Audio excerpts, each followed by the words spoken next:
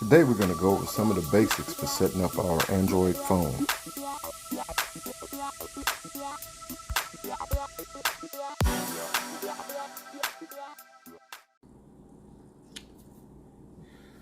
Okay, so we are setting up an Android phone for the first time. I'm actually using one of my older Android phones. So when you get your phone and you turn it on for the first time, this is the most common screen that you will see. It may vary slightly based on model, but it'll be just about like this. Okay, most manufacturers will also advise to fully charge your phone before setting it up. It usually has some charge in it, and it's usually enough to get the phone set up, but the manufacturers may know better, so maybe it's a good idea to charge it first. Anyway, some basic items that we will use. Obviously, we need a phone, which we have here. Then we have this little pen, we have a SIM card, and we have an SD card. Now this pen is actually how you will access your SIM card and your SD card.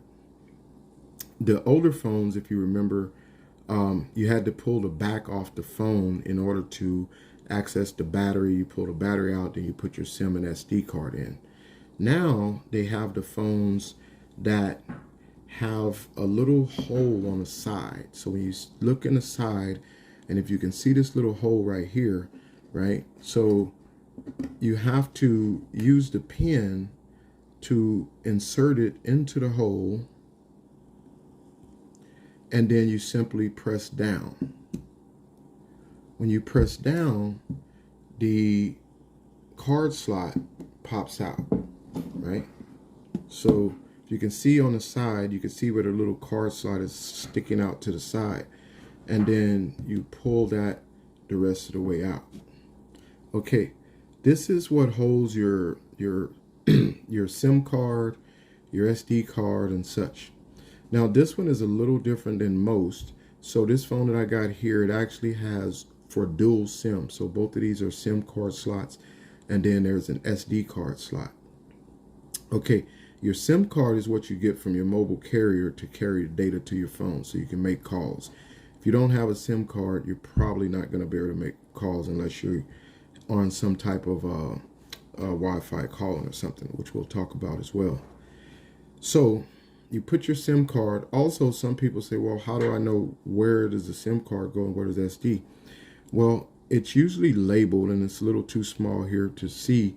It's usually labeled with SD card, or it'll have SIM card. Also, the shape of the slot will also be an indicator, right? Because the SIM card and the SD cards have different shapes. So if you can see how the SIM card has a shape, and then you see it a little edge on the side, then the SD card has its own shape. So anyway, if you take and you put the SD card in, if I can grab it, okay, so you stick your SD card in, and then it simply just sits in a slot. Okay, then you take your SIM card and you put it in. So this isn't an active SIM, so it's not gonna run the phone. This is actually an old SIM card that I had from one of my previous phones. I'm only using it for this video as an example. So okay, so I got my SD card in, and then I got my SIM card in. And most phones, the phone that you have will only have one SIM, right? So you don't have to worry about it. But if you do, by chance, get an unlocked phone with dual SIM, always put your SD card in slot 1 for the SIM. You'll have slot 1 and slot 2 for the SIM cards. Slot 2 usually doesn't carry data, right? So you want to have it in slot 1 to be most effective. Okay, once you put those in, then you can just turn your phone and you stick it back into the slot, and then you go. As I said, so even though a SIM card is loaded in here now, it's still going to show. So at the top of this phone, it's showing like a little block symbol. because the SIM card is really no good. It's not active, right? But I only put it in for demonstration purposes. Okay, now we hit start, right? And then you're going to have a bunch of terms you have to agree to. They'll ask you to read the terms, and everybody generally just agrees to the terms. I would always look and see if there's anything asking you to approve any extra add-ons or something like that, and maybe decline that. But I don't know of anybody that reads these license agreements. They're so long that it's just ridiculous. So most people just kind of agree to it, and then you move on. Plus, you're able to alter certain things on the phone after it's already set up. Okay, so then we go next, and then the phone will begin getting ready for setup.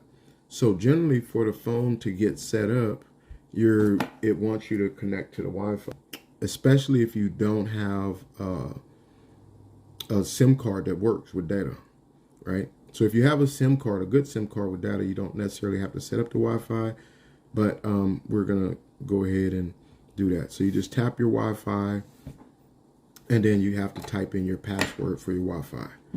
Okay.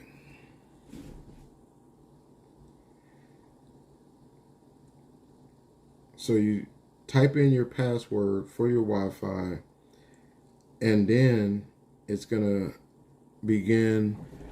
You'll see it go into some of the other setup process. You hit connect.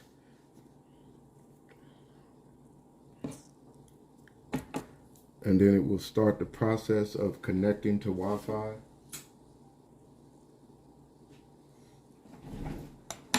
Okay, so now that we're connected to Wi-Fi, we'll move to the next section. Okay, so Android phones generally will have your account set up with your Google account. So with your Gmail account. Now, if you don't have a Gmail account, you'll have opportunity to set one up while you're setting up your phone. You can actually use an old account.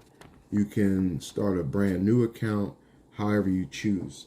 But it goes through this process first of getting the phone ready, setting it up for the environment, seeing that it's connected to Wi-Fi, and then it will, once it stops, then it will let you know what to do next. And fortunately, a lot of this stuff is pretty straightforward, except for the SIM card slot. With these new phones, the first time that I got one of those, I was trying to pull the thing out. I was trying to stick it in and yank the thing out instead of just pushing down. Obviously, I didn't read the instructions. Okay, so now we get to this screen. It's asking to copy data from an existing phone. Like you can, if you're just going from one phone to another, you could literally do a swap and put all the information, including your emails, text messages, everything onto the new phone. Just kind of copy it over, right? But we're not going to do that. We're going to hit don't copy, and then it will continue to set up. So if you did copy it over, again, all your account information, your settings and everything would automatically show up on the phone. Okay, so here, as you can see, it's asking us to sign in with a Google account because that will be the account for your phone. However, we are setting up a new phone, and I'm not going to log into my Google account. Also, it's a good idea right here, if it's your first time experiencing Android phone, you can also learn how to set up a Google account. You simply hit create, then ask you for myself, my child, or manage my business. We're going to say for myself.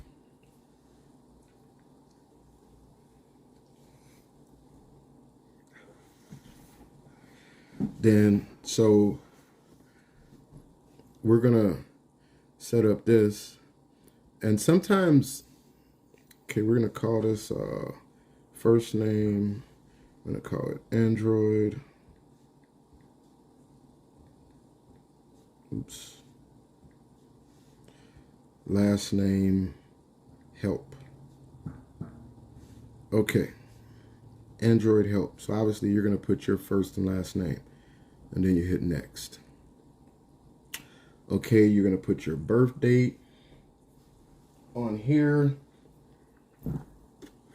We're going to go with June 2nd. Let's say 1990.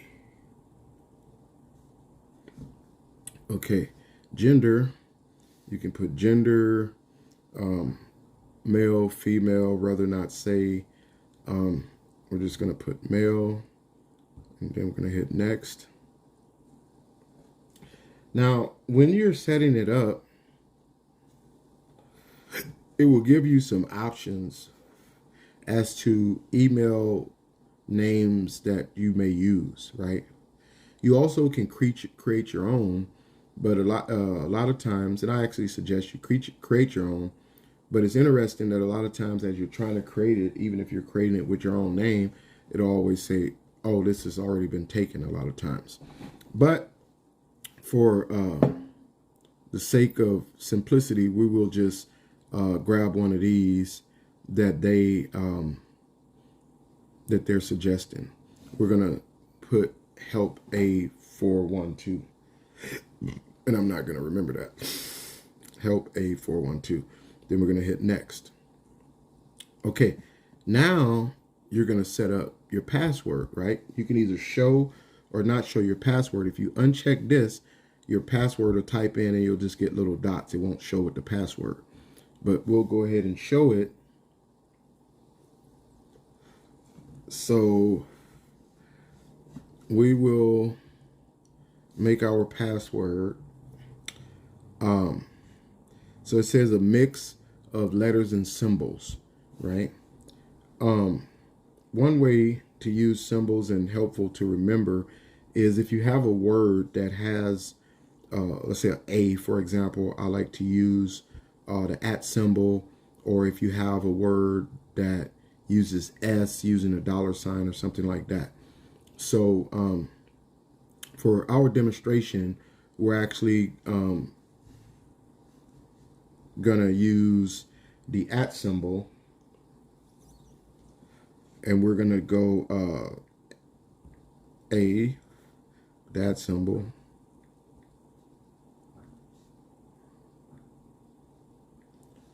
So, oops, Android. We're gonna go Android.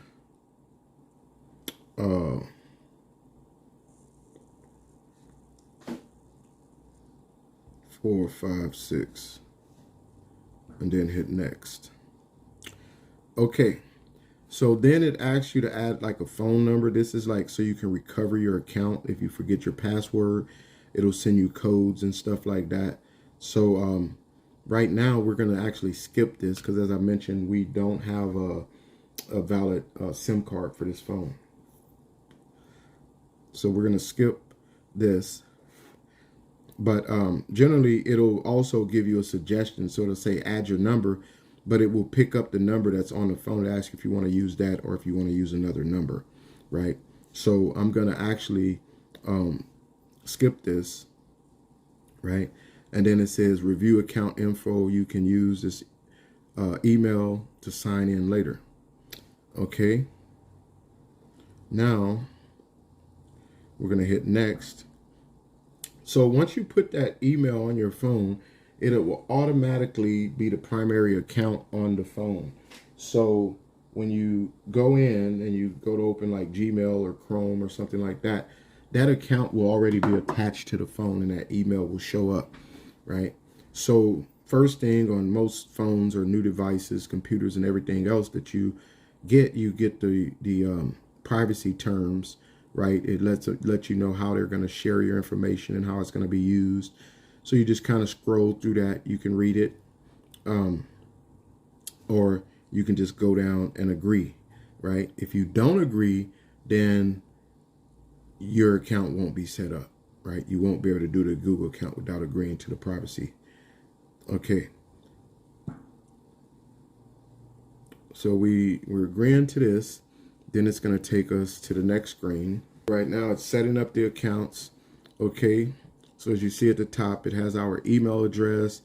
It has, different information that we want to do. Importantly, it has backup to Google Drive. I suggest turning this on because it will back up a lot of your information that you have on your phone to your Google Drive. So if you lose your phone, you will not necessarily lose all your stuff, all your, information and documents and stuff like that. I also suggest saving documents directly to Google Drive as well. Or you might use Microsoft SkyDrive or Dropbox or something like that. But Google Drive is excellent for that. So then you got location. So most phones will track your location, where you go and stuff like that. This is helpful for like your GPS and stuff. You can actually turn the location off, but if you have it on and you go back, let's say your timeline in the maps, it will actually have a list of places that you've been while you're going around traveling and stuff like that. Or somebody else can look at your timeline in the maps and stuff. Or let's say if you're suspected of committing a crime or whatever, and then you want to show where you were at a certain time. Sometimes they can use this, right? They may not use it to your favor, but they will definitely use it against you if your location shows that you're there. So it's up to you how you decide to use the location. Allow scanning. So allow apps and services to scan for Wi-Fi networks and nearby devices. So you might go in a place and you might not be at home and you need to use Wi-Fi. So this allows it to scan for Wi-Fi and other types of networks, right? I suggest only using public networks when you have to. It presents a security issue, which I'm not going to get into right now. So this is like sending diagnostic data to Google. Most companies or programs will ask you to do that so that they can see like if you have crashes and how you use your device and stuff like that. They use this information. So they'll use it to know like, okay, if there's crashing, they could figure out how to make that product better. But also they track like how you search, what you're searching for, different things you do. And then you end up getting advertisements that's based on your search history, right? So it's saying install updates and apps. So this one, so there are basic apps, and some of them to me are kind of irritating, but there are basic apps that whenever you get your Android phone, it's brand new, there are apps that they put on there by default, right?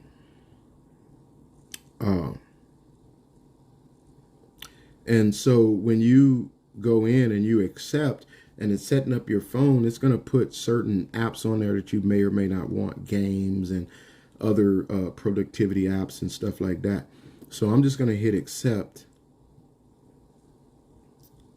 Okay, so now this is how you want to unlock your phone, right? You can set it up without putting anything, or you can use fingerprints, you can use a pattern, you can use a PIN or a password, or facial recognition. Sorry, I actually never used that one, so I just kind of skipped over it. I suggest putting some sort of lock on your phone, and something that's not going to be easy to figure out. So you don't want to put, for example, you don't want to put 123 or 000, right? Because generally the PIN is going to have to be at least four digits, right? Or you have a pattern or a password. I suggest putting one of those on there, so if someone gets your phone, they can't get into it. It's not as easy for them to get into it. In the real phone thieves, they can get into it anyway, but try to protect yourself a little bit. Also, if your private information, if you have financial information in there, they can access your accounts. Okay, so for this, I'm going to actually skip it. Okay, then it will continue with the setup. And right now it's actually setting up and getting ready to start downloading the apps that are going to be used on your phone. So again, you'll have games, you'll have productivity apps and such. So now Google Assistant, can help you with different information that you're trying to get off the device. It can help you as far as sign in information and stuff like that. But for right now, we're going to hit no thanks. And a lot of these apps like that, I actually don't use a lot anyway. Okay, so access your Google Assistant with Hey Google. So this one allows you to say Hey Google, and then you can go hands-free and you can search for different stuff on your phone just by saying Hey Google, right? So actually I wasn't going to set this up because I don't use it, but let's go so you can get an idea. Okay, so now it's talking about the different apps that you may want to put on your phone. So they got some that, like these Google apps, you're not going to have a choice, right? That's going to be on there. So it just says included. Now these, you have the option whether or not you want to put them on there. So LinkedIn, it's like a good networking for like business and career and stuff like that. You have Spotify for music and podcasts. I'm actually going to take that one off. Samsung Global Goals, I'm going to take that off. Samsung Calculator, we'll leave that on. That's usually helpful. Also the option to put Microsoft apps on there. Now, when using Microsoft or Microsoft Office 365, you'll actually need a subscription to Microsoft, but you can put it on like multiple devices and stuff like that. So for ease and for to make this a little faster, I'm actually going to pull those off because you're waiting for all the apps to actually load on there. So then I'm going to hit OK. And then it's going through the process and getting ready and downloading apps. And usually when the apps first get on there, a lot of times the first thing you're going to have to do is update them a lot of times, right? Okay, so now again it's asking for more items that we want to do. So Samsung members, I'm actually going to uncheck that. Voice recorder, I'm going to keep that there. Samsung Notes is actually a pretty good app to use and just to keep a history of different notes and stuff. You can do shopping lists, all kind of different things you can do on there. And then Samsung Internet Browser, I'm going to take that off. So I use Chrome or Firefox, but you can actually use the Samsung browser to browse the internet. And so we're going to hit next. Okay, so now this is asking you to set up your Samsung account. Most of the time you could actually set things up, like it says continue with Google, right? Where it actually just sets up your account based on the information you have in your Google account.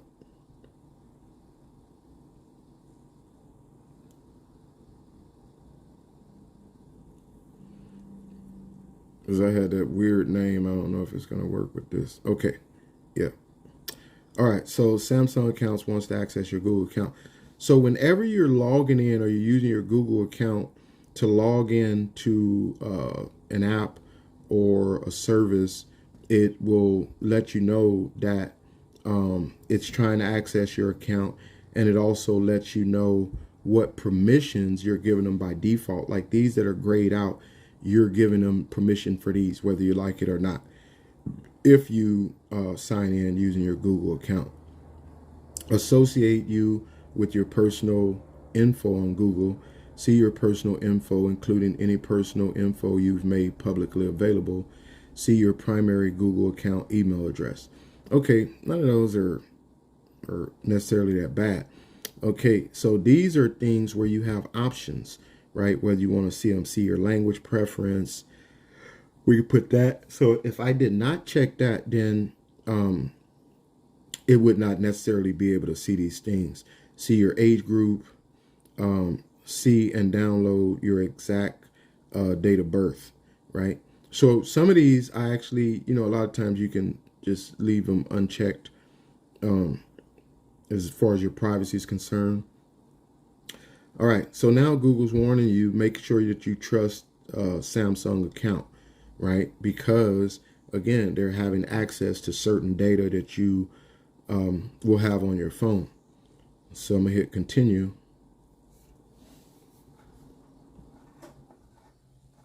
And so now it's setting it up. And the reason why I do that sometimes through with the Google app, the Google account, as opposed to just typing in the information, is for that reason. I don't have to type in all the different information. Welcome to your Samsung account. Use customization service. So all of this is optional. Get news and special offers. Improve sharing with Samsung account users. So these, I'm gonna just hit more. And so any of these, you can agree or not agree. So I'm gonna hit agree, even though I didn't pick anything. So it's saying when we need to verify that it's you trying to sign in, we'll text a code to the following number. Okay, so they got this number that came off the SIM. Maybe that was one of my active SIMs. We'll see. Anyway, I'm gonna hit OK. And then we're letting it continue with the setup.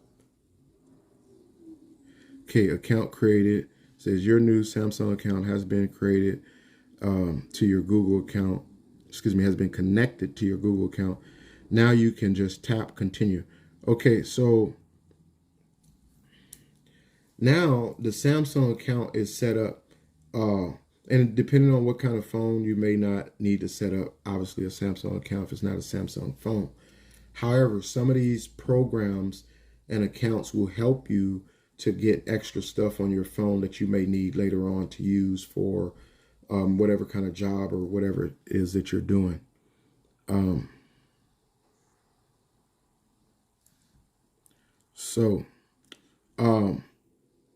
right.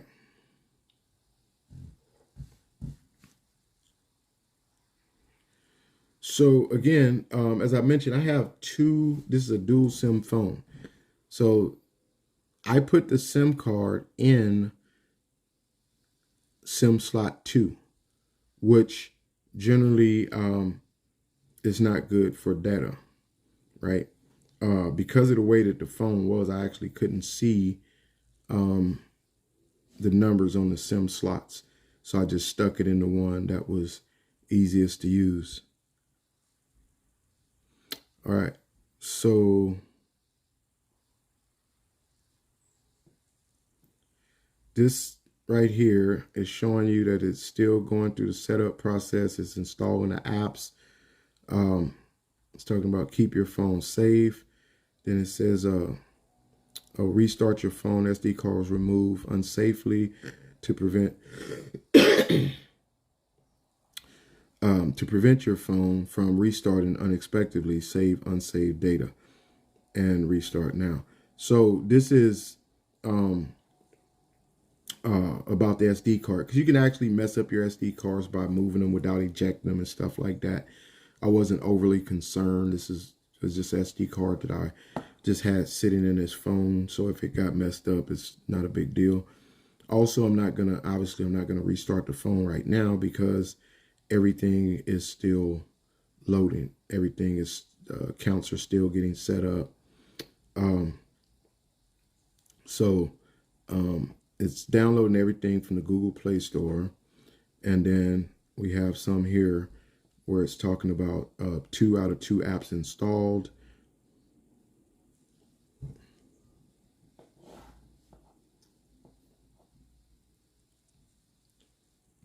So we're going to go here. Okay, so these are the apps that were installed from Samsung. So we had a voice recorder and the Samsung Notes. Okay, then we have the apps from the Google Play Store. It's downloading 7 apps right now. Okay, so now if you look and you see all of these apps that it has on here. So it only a few apps that it actually asked us did we want to install. Now it just has all of these different apps on here that we didn't even put on here. But as I mentioned, even though the phone is just set up and they're just putting it on there, it still wants you to, asking you to update them, right? So these are still downloading and installing on the phone, right? Well, actually, are in the process of updating right now. So once they get done updating, then you can begin using your phone. But let's see something. So obviously no recents. Now, your contacts. I suggest that when you add contacts to your phone to somebody new, that you also add it to your Google. So if you putting it and you're doing it with your Google account, what ends up happening is that if you lose your phone, you lose your contact somehow, it's always in your Google account. So you type the person's name, you put their phone number, email if you choose, and then you save it, right? And when you're saving it, again, with your Google accounts up here, when you're saving it to your Google account and you lose your phone, you still will have your contacts. But you'll have an option, like most by default, a lot of times is just saved to the phone, right? And so if you lose your phone, you're pretty much screwed. Now, you can still go and back up your contacts to your Google account, right? Even if it was saved to the phone. That's why in the beginning we hit the Google backup. So